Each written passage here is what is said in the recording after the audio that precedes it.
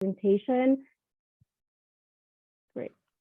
I just wanted to go over some logistics. Please show your name and organization on the screen if possible. We'll have the audience on mute during the seminar, and Corey Schad, our Senior Manager of Events and Communications, will be running this presentation, and please let them know if you're having any technical issues during the presentation. Type in your questions for our speakers in the chat box throughout our presentation, and we'll mostly try to address them at the end of the presentation.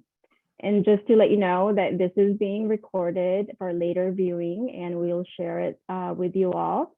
And I just want to mention that there will be a brief pause in between each of the section of the presentation as we have 4 speakers. Okay, so I'm Pragya Murphy, Senior Philanthropic Advisor here at the Community Foundation. This is my 5th year. I lead the cultivation and establishment of agency and endowment funds for nonprofits. I also lead the professional advisor outreach work, ensuring that the Community Foundation is a resource for their clients in charitable planning, including lifetime and legacy planning. Thank you all for joining our first agency fundholder lunch and learn. We are so grateful that you have chosen to partner with us to manage and steward your organization's charitable investments. At this time, I would like to go over our agenda for today's presentation. Corey, if you want to get to the next slide. Great.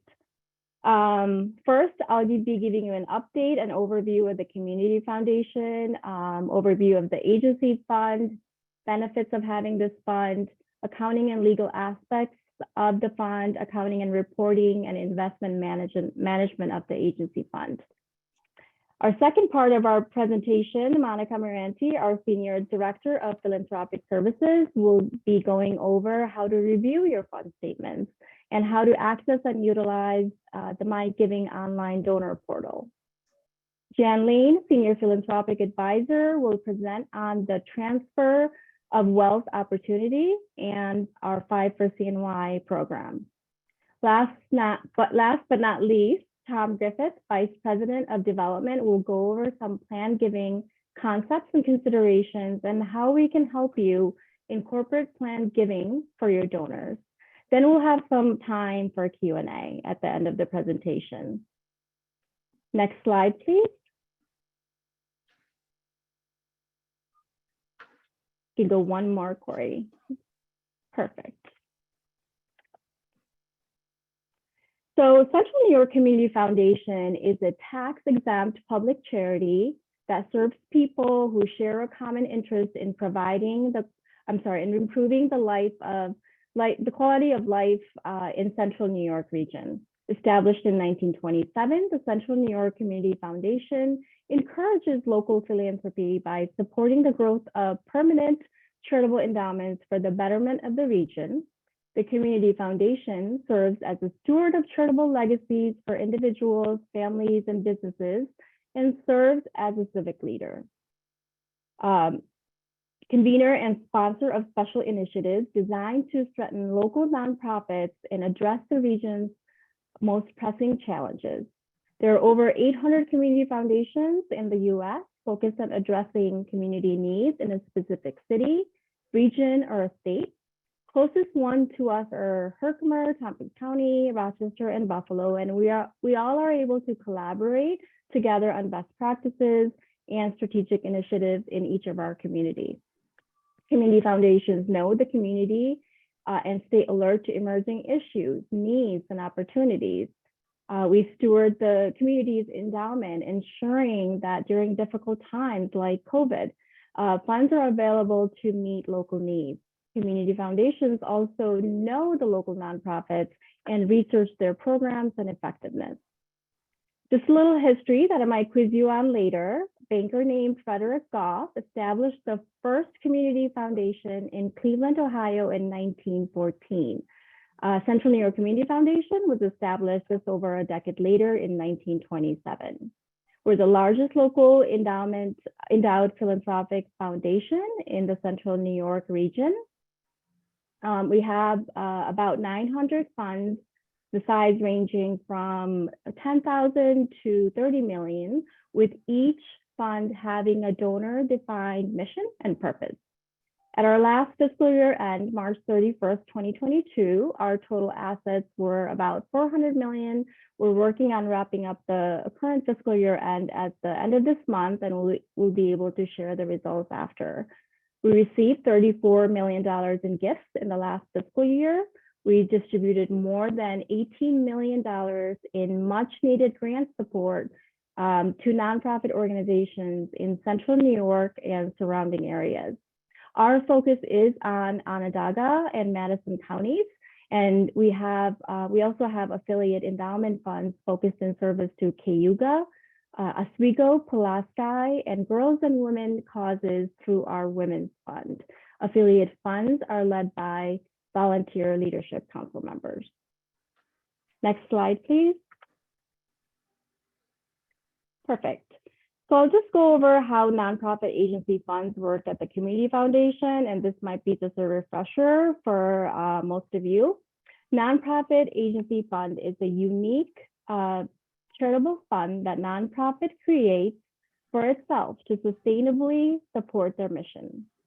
It is core to our mission that to foster a thriving Central New York communities, inspire greater giving, celebrate legacy, and steward charitable resources for today and tomorrow. The funds that are created here are invested over time for not only to grow over time, but also to keep pace with inflation.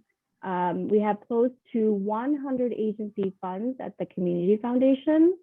We receive contributions from your donors towards your fund, manage the fund, and administer complex assets. It's gifts. Each spring, we recommend a prudent distribution based on the 20-quarter rolling average balance of your fund, so we can protect the long-term value of the fund, promoting growth, but also buffering against market volatility. It is up to the agency fund to accept the recommended distribution, leave it in for further growth. Some years your organization may have special reasons to request a larger distribution. So in that case, agency can do so, but we do require a board resolution or board meeting minutes with that request for due diligence. And it is our hope that every nonprofit in Central New York creates an agency fund with us so they can focus on carrying out their mission and not have to worry about investment management. Next slide, please. Perfect. So I'll just go over some reasons and benefits of having this fund with us. First and foremost, it relieves the fiduciary responsibility for the investment management as it transfers from your board to the board of the Community Foundation. Your board can focus on the mission and values of your organization, not investment management, as I mentioned before. Professional management. Our investment pool allows high diversification of assets that includes the use of hedge funds and private equity. We also focus on selecting investment on companies that is focused on women and minority management. And we have a long-term and moderate approach to investment. We help you grow your endowment by taking care of the gift administration. We accept and facilitate gifts to the fund and keep track of the gifts coming in, which can be in forms of checks, stocks, real estate, closely held business interests. We handle multi-year pledges and sending tax acknowledgements letters to your donors. We receive hundreds of stock gifts and deal with many brokers. We can also create an online giving page specific to your fund, which allows your donors to make credit card gifts directly to your agency fund. You can use this for fundraising events or your capital campaign. We can help you review your marketing materials that you have prepared for your fund. Our support fee is for your nonprofit agency fund is discounted at 75 basis points versus the standard 1% for other charitable funds. and it's further reduced when the balance exceeds $1 million. And the low fee that your organization pays, stays in the community, first of all, and supports the community grant making and strategic initiatives such as Let's Face CNY and our literacy and racial equity work. On the accounting and legal side, creating an agency fund at the community foundation is a little different than investing with a broker. Beneficiary of the fund is your organization in both cases. With an agency fund at the community foundation, we have the ownership along with the fiduciary responsibility, compliance, and investment management. And as I mentioned in the previous slide, we provide a prudent spendable allowance each year based on the 20-quarter rolling average balance. And our current spending rate is 4.4%. And as far as spending from your fund, our board has the approval authority, but it's flexible case by case. Agency can take, the recommended distribution or leave it in, like I mentioned before. But as needed, you can request distribution up to 100% of the fund balance. Next slide, please. Perfect. So we do get a lot of questions about the reporting, and we're in the process right now as the fund statements went out in February.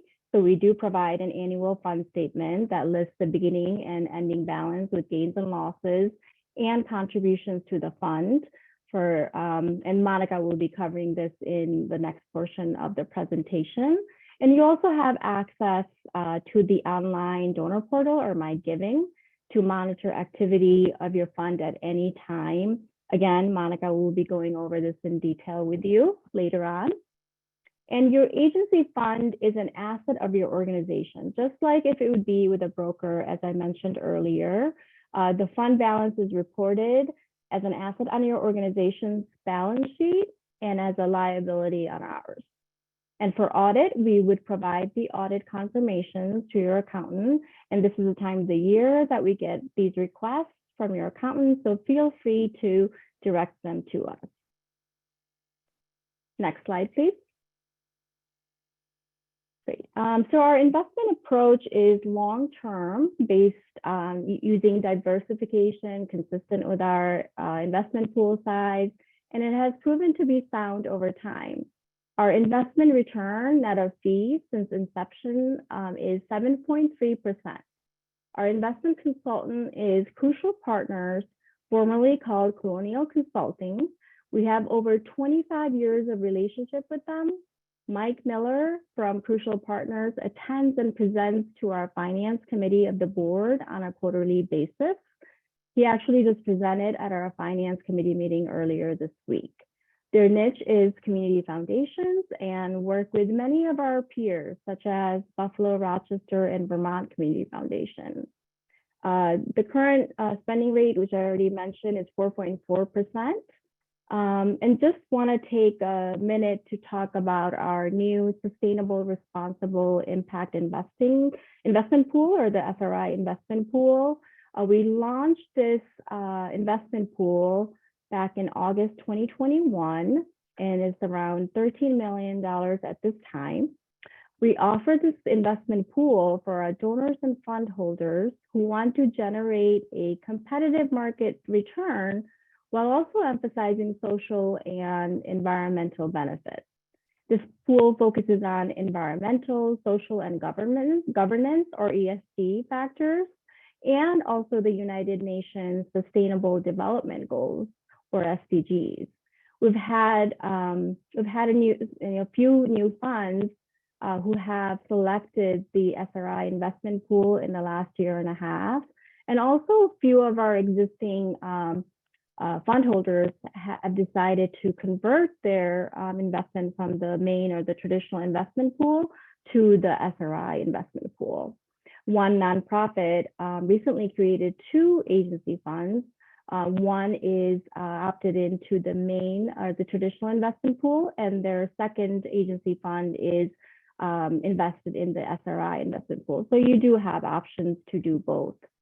And because they like the fact that their organization's mission and values are in alignment with the values selected in our SRI investment pool.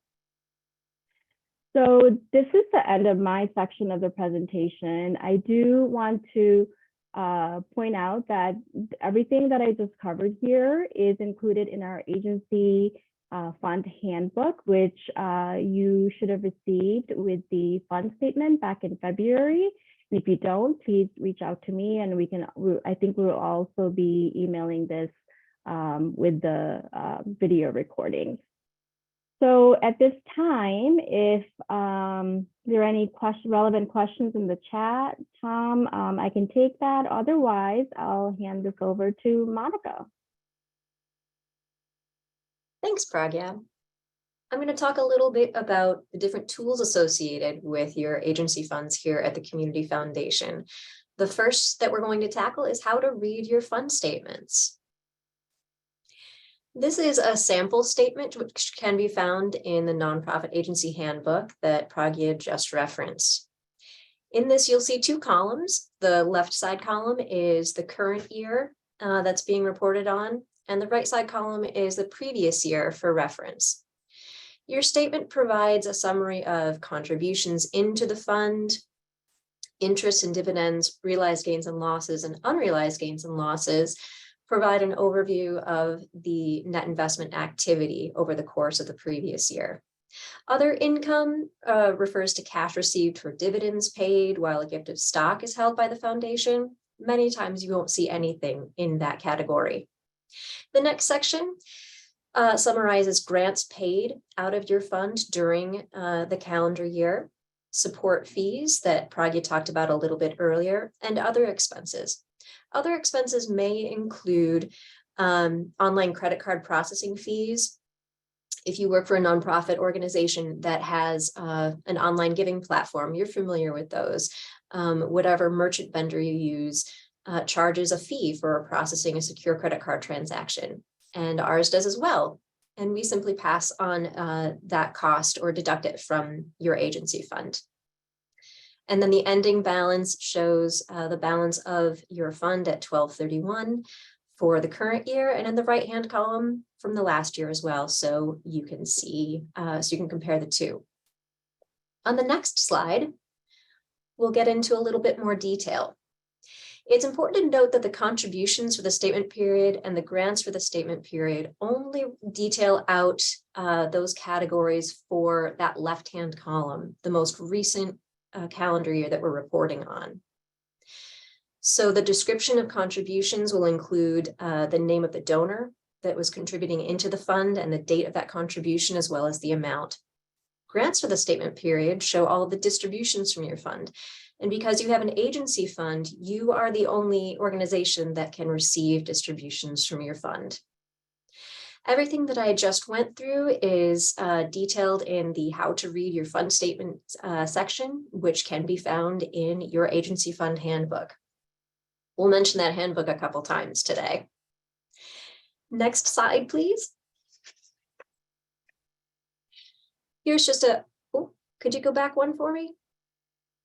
There we go, perfect. So just a couple things to keep in mind regarding fund statements for your agency fund. They're sent annually in February to your organization's point of contact. That's that person who you identified on your agency information form, and reflects all the activity from the previous calendar year. The reason we send those to you in February is because that coincides with the time that we receive our investment returns, and we produce and mail out statements as quickly as possible after those returns are booked. Statements that coincide with the end of your fiscal year are available on request. So for example, if you're preparing your end of year reports for your board and your fiscal year end is June 30, feel free to reach out to us and we can provide you with a statement for that end date, so you have the most up-to-date information as possible for your board. And lastly, My Giving, the online donor portal that all of our fund holders use, has the most current information about your fund during the rest of the year. So at any time, the information that I just reviewed on your fund statement is available in your online account. And let's talk a little bit more about that fund tool, the My Giving online portal. My Giving is a secure web-based portal that gives our fundholders online access to their fund information anytime. So not that any of you are working after hours, of course, you wonderful nonprofit professionals, but if you happen to need to log on at 10 o'clock at night after all of the rest of your work is done, your My Giving information will be available. The account is linked to your organization, not a particular individual or employee or board member. This is helpful because it allows multiple people within your organization to use the login, or you can share it with your board members if they'd like to receive real-time information about your fund. And that login stays consistent even through staff transition and board transition. As a safety and security measure, users can't request distributions from the fund through that online portal. Fund activity is displayed on a calendar year cycle.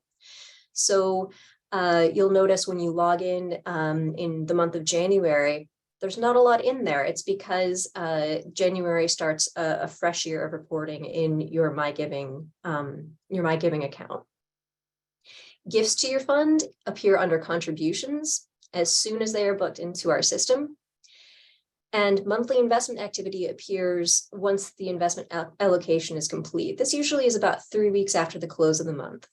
So for example, the February returns aren't posted on your My Giving account yet, but they will be in about the 3rd week of March, because that's because that's when we receive them. As soon as we receive the investment returns, we do the allocation for our 900 plus funds and upload that information to My Giving.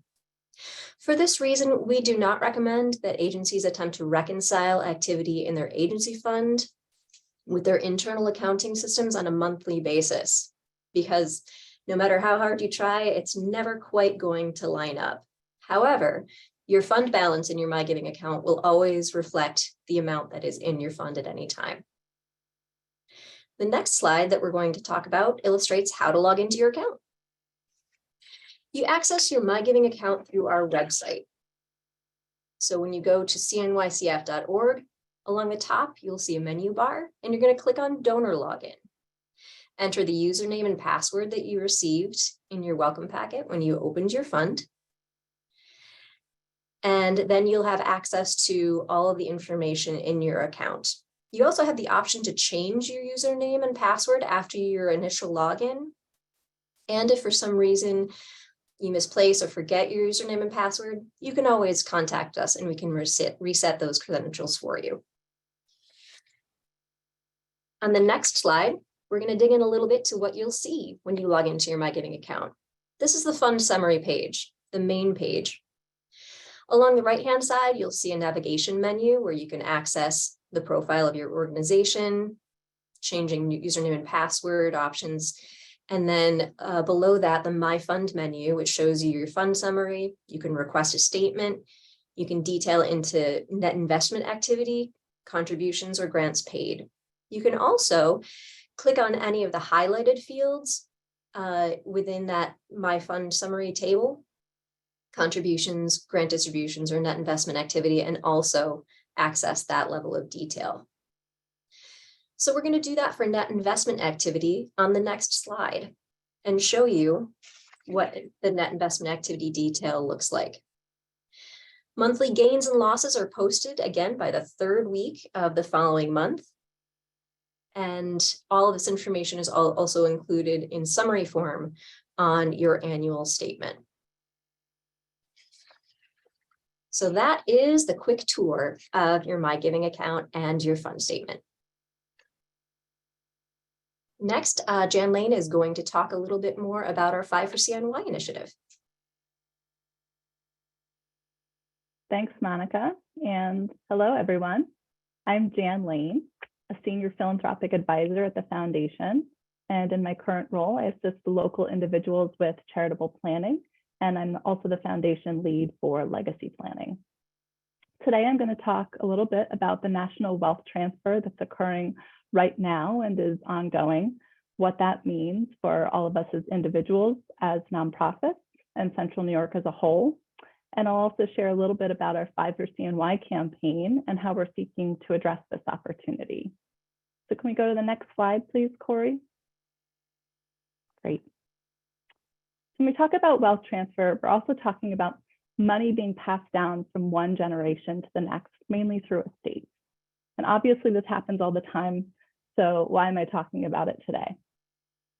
We're currently in the middle of, or on the verge of, depending on who you ask, an unprecedented transfer. Some economists will refer to this as the Great Wealth Transfer, as preceding generations, the World War II and silent generations, have passed down their assets to the baby boomers and beyond. The baby boomers in particular have accumulated a greater percentage of wealth than any previous generation. And so the transfer from baby boomers to their heirs will have a cascading implications for future generations. And I do just want to pause a moment to acknowledge Gen Z as a rising generation, and they're not represented on this chart, but they are increasingly represented in the workplace and in our hearts, as well as Generation Alpha, which I believe my son belongs to. So just wanted to share some mutual love for all of the generations. All right, next slide, please, Corey. Thank you. So 10 years ago, we partnered with several peer community foundations in New York State to commission a study to analyze what this transfer might mean for Central New York and the broader region. Around the same time, we launched our 5 for CNY campaign to raise awareness among local individuals about legacy giving. We knew that many local dollars would be transferring through estate giving, and there was a high chance that many of these assets would transfer to heirs living outside of the region. So we saw this as an opportunity to think about how we could preserve and retain some of those assets for Central New York nonprofits. And last year, along with an updated study, which I'll talk about in just a little bit, we refreshed this campaign in an effort to reach more people and to make it more accessible for individuals and nonprofits alike. Our goal is to encourage people who care about this community, people who've put down roots here, who raised families here and made a living here, who grew up here and made important memories here, consider leaving a portion of their assets of any amount to local charities and endowments. Can we go to the next slide, please, Corey? We know our community and our region has significant needs, from barriers to educational attainment, to poverty, especially among children, racial inequities and lead poisoning, especially concentrated in the city of Syracuse, and domestic violence. These are just some of our community's greatest needs right now. And we also know that these needs will continue to evolve and change over time. But we have an incredible opportunity right now to endow assets that could radically improve the lives of future Central New Yorkers. Next slide, please. I mentioned the study that we commissioned in 2011. Last year, we commissioned an updated study through Locus Impact Investing, and that assessed the potential wealth transfer projections for Central New York over the coming decades. And as you can see, the numbers, along with the potential impact, if we can seize this opportunity, are pretty substantial. On average, this is the household average across our 5-county service area in Central New York. So that includes Onondaga, Oswego, Madison, Cayuga, and Cortland counties. On average, just under $80,000 is expected to transfer from one generation to the next over the next 10 years, $80,000 per household, which adds up to a total projected transfer of $25 billion. If we could endow just 5% of that, $1.3 billion for local nonprofits, it could yield $74 million each year for grant making and for community investments. And some of these numbers are really big and maybe hard to wrap our heads around, but if we were to break it down, we're talking about an average gift of $4,000 per household if every household were to participate. Next slide, please. We know there's power in numbers, and none of us can do this alone. The challenges are daunting, but the opportunity is there. Community dollars can catalyze real community change, and especially when we work together. Next slide. So next up, I'm going to talk a little bit about how you as nonprofits and your supporters can participate in this campaign. Five for CNY is a community foundation-led campaign, but it's intended to benefit all nonprofits in Central New York. So we wanted to share briefly how we talk about legacy as part of Five for CNY and how you might promote this opportunity among your donors and supporters.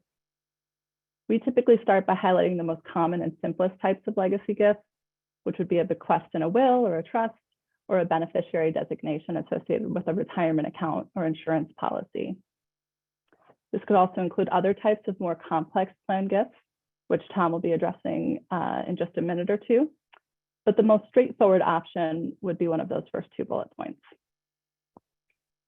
We're also highlighting three main options for leaving a legacy gift as part of Five for CNY.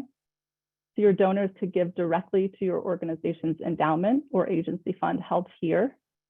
They could designate 5% or more, a specific dollar amount, or whatever portion they wish, really, through their will or through a deferred account. And we really just use that 5%, that 5 for CNY as a starting point for illustrative purposes. And we find that many donors choose to give more or less, really depending on what's meaningful to them. They have the option to leave a legacy gift to the 5 for CNY fund, which is a pooled endowment fund held at the community foundation that will combine gifts from many local donors. And that'll enable responsive grant making to nonprofits working across our 5 counties. Or they also have the option to establish a named fund at the community foundation with a portion of their estate. This option allows donors to design an endowed fund based on their own specific interests. So that could provide annual support exclusively to your organization, or could include a combination of their favorite local causes as beneficiaries. Next slide, please. So finally, we're in the process of building out a 5 for CNY toolkit for nonprofit use. And this will be a collection of tools and resources that you can use to promote 5 for CNY among your donors and community members. So we'll be following up with you to share the toolkit once it's ready to go. And we definitely look forward to your feedback once it's live. And we're also available at any time to present to your board or your donors about 5 for CNY. So just to briefly preview what the toolkit will include, there will be suggested language for various written communications, social media templates for various platforms, including LinkedIn and Instagram and Facebook. You'll be able to download, customize, and post those from your own account. We have an animated video about 5 for CNY that you can share, an infographic that includes some of the statistics that I shared with you today, and additional resources on plan giving and endowment building, which is a good segue, I think, into Tom's portion. So over to you, Tom. Thanks, Jan. And thanks everybody for being here for this discussion around your agency fund. I'm excited to talk about planned giving and to continue the concept that Jan introduced with the 5 for CNY portion. And I'm also excited about getting to the Q&A because you all have put some good questions into the chat. So that'll be fun when we get there in a few minutes. So I hope all of you are receiving annual gifts all the time. And I hope that's a common part of your day-to-day. For some of you, planned gifts may also be a part of your work that you do on a regular basis, but for some of you, it may not be. So hopefully for both, for no matter where you are in receiving planned gifts, hopefully this discussion will help you take things a step further. So really planned gifts are just any gift that has a component that is in the future. So some portion of the gift is going to occur later. And that adds some complexity because what that means is during that time between now and when the gift comes, things might change. So, for example, one of the most common types of planned gifts is when you name a nonprofit the beneficiary of your IRA. But who knows what your IRA balance is going to be the day that you die, right? So again, we need to incorporate these planned gifts via vehicles like your financial plan or your estate plan.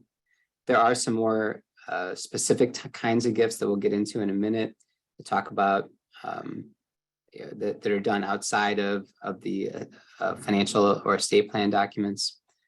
require additional documentation. Because of that work, though, it also requires a lot of collaboration. And that's something that we will do with your organization and your donors, is work with their advisors to help make sure that all parts of their plan are really being addressed and considered when they are thinking about making a planned gift. There's an example coming up as to what choice you make about what to give inside of your financial plan can make a huge difference. So for you today, the main concept I want to make sure you grasp is that this type of gift is sometimes the most substantial way that a nonprofit can be supported by a donor. When people are alive and they need their resources, or they don't know, how much of their resources they're going to need, they can't necessarily give as much as they have, right? But after they're gone, some or maybe all of their estate might come to an organization that they love. So I just wanted to point that out. These are significant gifts. Thanks, Corey. So when you think about the different types of planned gifts, what really matters is your donor's goal. What is the donor trying to achieve with this gift? Sometimes it's about avoiding taxes. Sometimes it's about creating an income stream for retirement. Sometimes it's about supporting heirs and their charitable plan. So there's a lot of different ways that a donor might be looking for a planned gift to help them. And so that's really where our process starts. Whenever a donor comes to us considering a planned gift, we do discernment around what is it they're trying to achieve, and also look at sort of what are the options available to them based on the resources that they have. So when you list off a bunch of the planned gifts, there's bequests, beneficiary designations, life insurance beneficiaries. You can create a charitable trust. That's one of the ones that creates an income stream for donors sometimes. That is charitable gift annuities do the same thing. They can create an income stream. Pooled income funds also can create an income stream, just another way of doing that. Sometimes it has to do with real estate. Sometimes people want to give their house maybe to charity and then retain life use of it so that they can live in it as long as they're alive. So that's an option. And there's many more. I have a book, it's about this thick, just on the tax aspects of charitable giving, and just goes through all kinds of different choices. But that complexity, I hope that you can sort of set aside, because really the most straightforward are the three that are listed there: bequests and beneficiary designations, whether that's with your retirement plan or with your life insurance. So by simply just having the language available to tell a donor how to include your organization, or in the case with an agency fund, we can tell them how to give to the community foundation for benefit of your agency fund. Those are some of the most straightforward, gifts to do, and they're the most common. So again, if you think about embarking down the road of planned gifts, I say, stick to the ones that are most frequent and most straightforward to do. And we'll get into how we can support that more in just another slide or so. I'm gonna go to the next slide, Corey.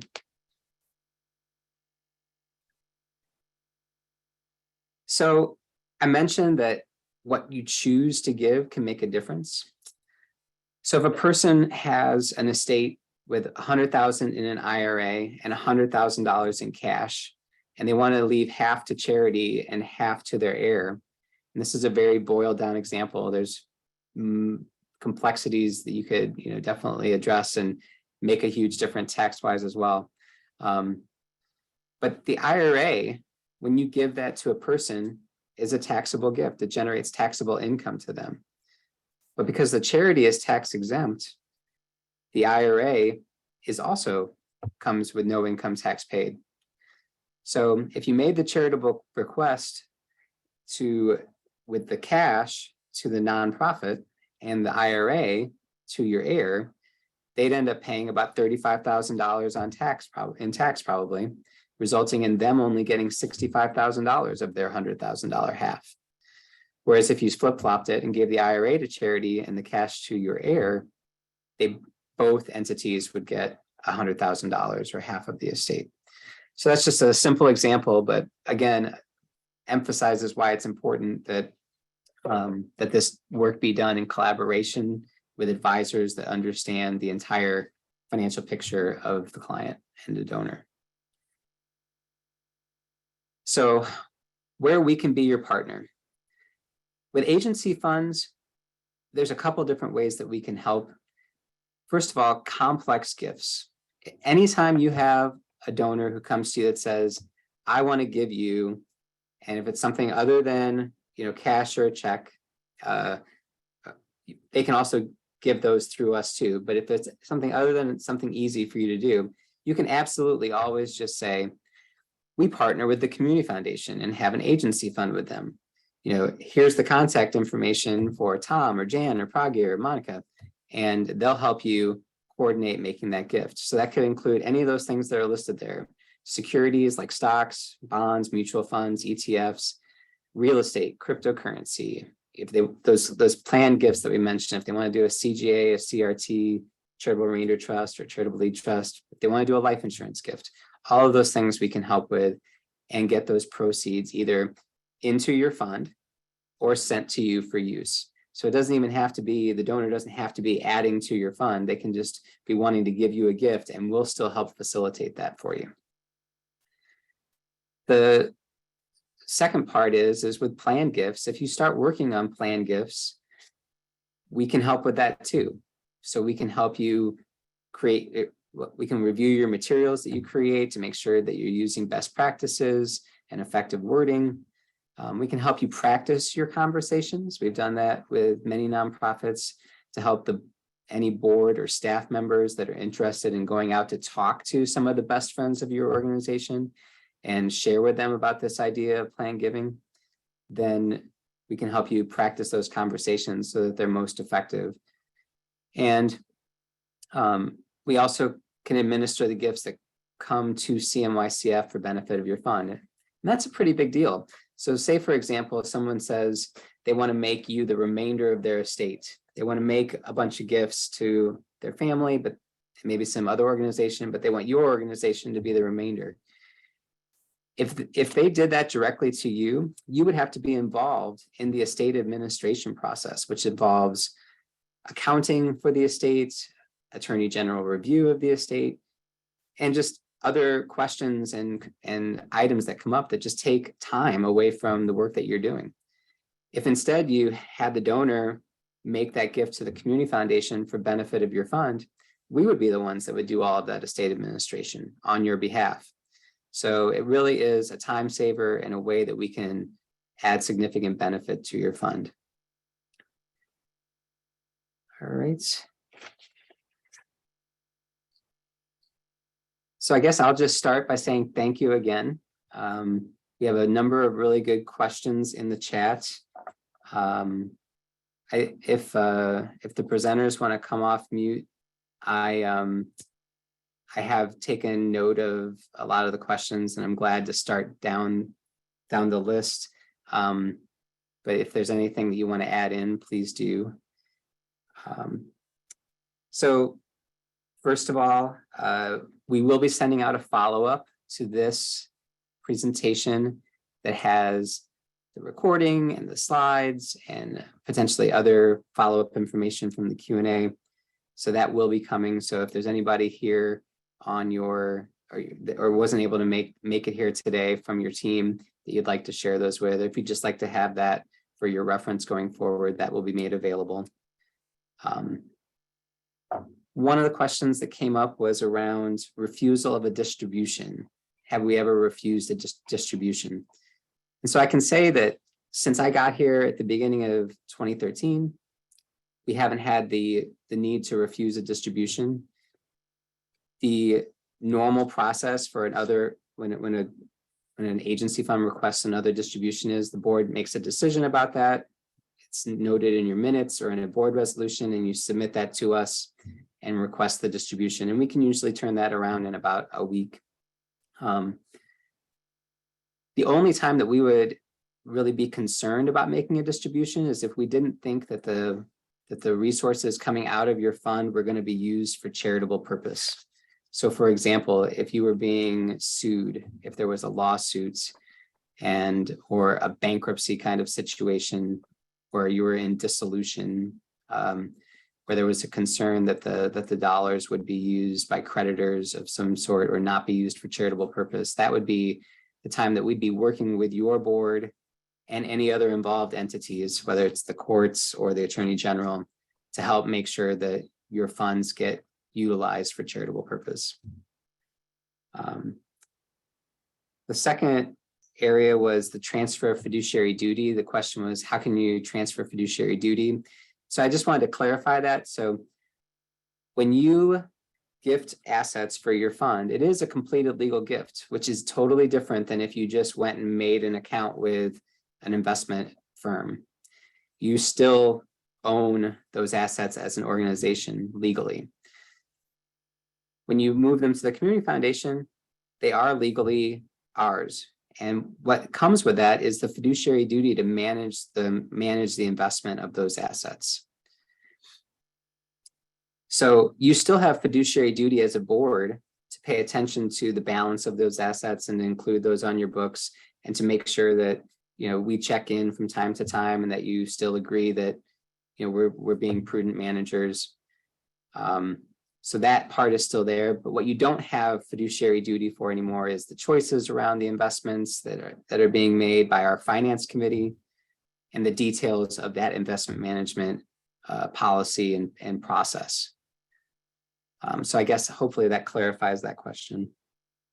I answered in the chat what the role of crucial partners is. They're simply our investment consultants. We've been using them for a very long time, about 28 years.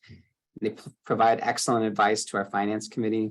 Our finance committee is actually the entity that has all the decision-making authority around the investment choices that we make, and our board. So yeah, the crucial partners is simply an advisor. And as far as investment diversification, Pragya put in the chat a copy of our investment management one-pager, which I can just share briefly, just to show you for a second what that looks like. So if you look at the allocations are described there for both the main pool and the SRI pool. And on the back page, it talks about our risk tolerance and our spending policy and how we benchmark and review our portfolio. So you can download that. That also is in the agency fund handbook and available upon, you know, request. So Valerie had a follow-up question on the finance committee's role. Is there input to the finance committee from the nonprofits? So as was mentioned at the beginning of the presentation, we have over 900 funds. And if we got advice from all of the fund holders, that would be a little bit difficult to manage. And we take pride in our work of being prudent managers of institutional funds, like the funds that you have in your agency fund. So there isn't an opportunity for input from nonprofits on where the money is being invested. So the choice is just simply main investment pool or SRI pool, or the choice could be, you know, to request 100% distribution of your fund and go back to using an investment manager, which I think is the place that most of you probably started before coming to the community foundation.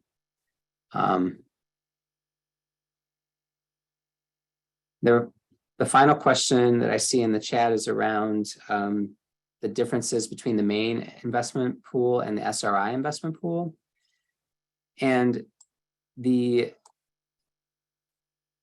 design is very similar. They have the same risk tolerance, and they have the same approach and investment, and the investment policy rules are very, very similar. Same spending policy. The difference is simply on the lens that's used in investment selection. So we worked with our board and staff to go through what we thought were important values for our SRI investment pool.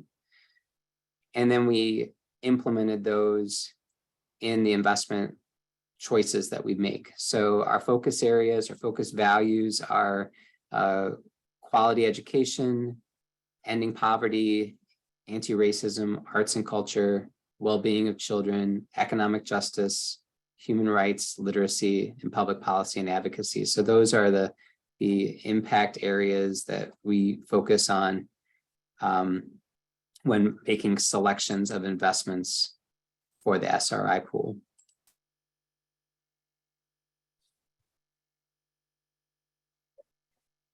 And I also just wanted to note our president and CEO, Peter Dunn, is with us here today. And I don't know if you want to just make any remarks, Peter, about agency funds. Hey, everybody. I'm really glad to see everyone. I was talking to Tom about this session this morning and reflecting on the fact of how far we've come during my time. I'm wrapping up 15 years of service here at the Community Foundation at the end of June. And it's been really interesting to see a real acceleration of the work that we're doing with nonprofits through agency funds, especially in recent years. More funds, larger funds, more in different relationships, nonprofit executives really in being intentional about building permanent resources for the benefit of their agency and partnering with us to do that. We really view this work as capacity building, an extension of a lot of the other work that we do. We so happen to have some core competencies in fund administration and endowment work, and extending that to our nonprofit partners in this way, we view as a program, as a means of helping build capacity for you and helping you focus on the things you really want to focus on, and partnering with us to focus on the things that we're really good at. So I'm really glad that you were able to join us. I hope you found this useful. And we're always looking to make intentional improvements in this work and the information that we share and the tools that we provide to you to help you build permanent capital for the benefit of your missions. So we have an amazing team, as you've seen, and great people who can help you do that work. And I'm particularly proud of how this part of what we do has really grown in recent years. So thanks, everybody. And I just put in the chat that, this is your way to bring everybody together to get an update, on your agency fund, because, with the staff and board turnover, sometimes, don't really know how this fund works. And we get a lot of questions about statements and reporting. So aside from this presentation, feel free to contact any of us and we can come present, to your board, take like 15-20 minutes and answer any questions at any time. I've been doing it all year long, so keep that in mind. And also the agency fund handbook, like Monica said, we'll keep mentioning it. Please use that for your reference and share that with your board and staff, and keep it for your record as well. That would be really helpful.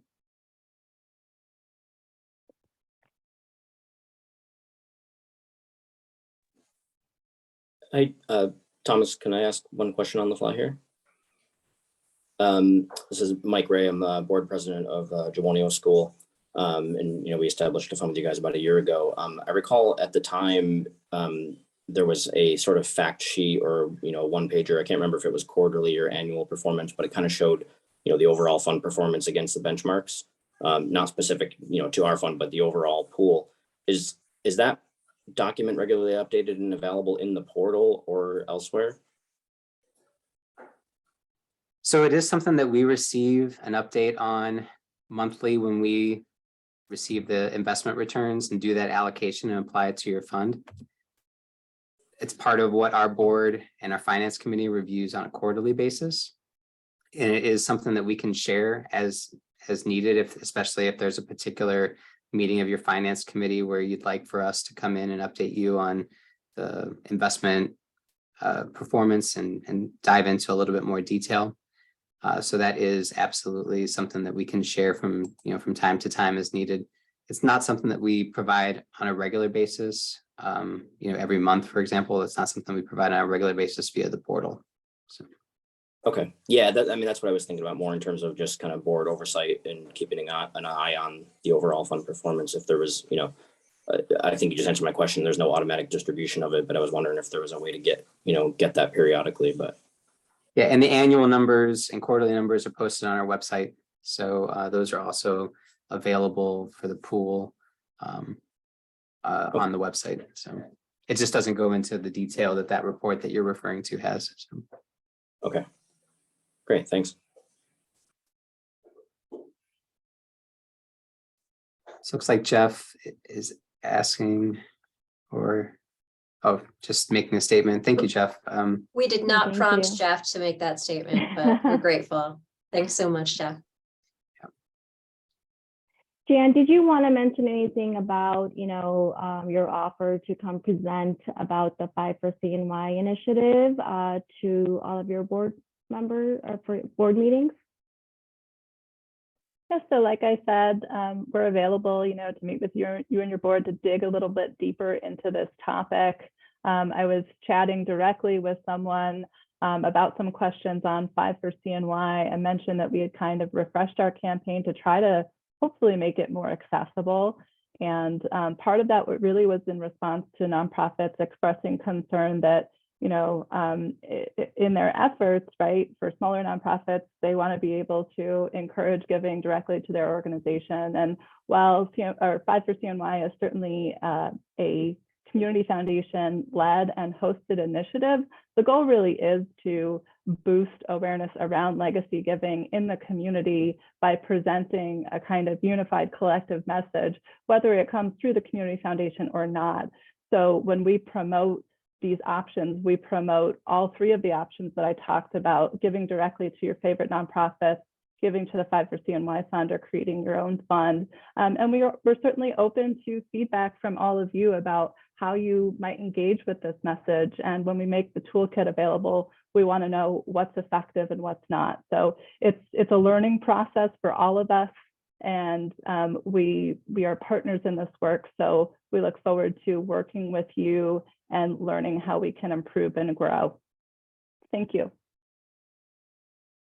Thank you, Jan. It is 1 o'clock, so we want to thank you for joining again. Hope you found this helpful, and please feel free to reach out with any follow-up questions and also request us to come present to your board at any time. Happy to do so. Thank you. Have a good day. Thanks, everyone.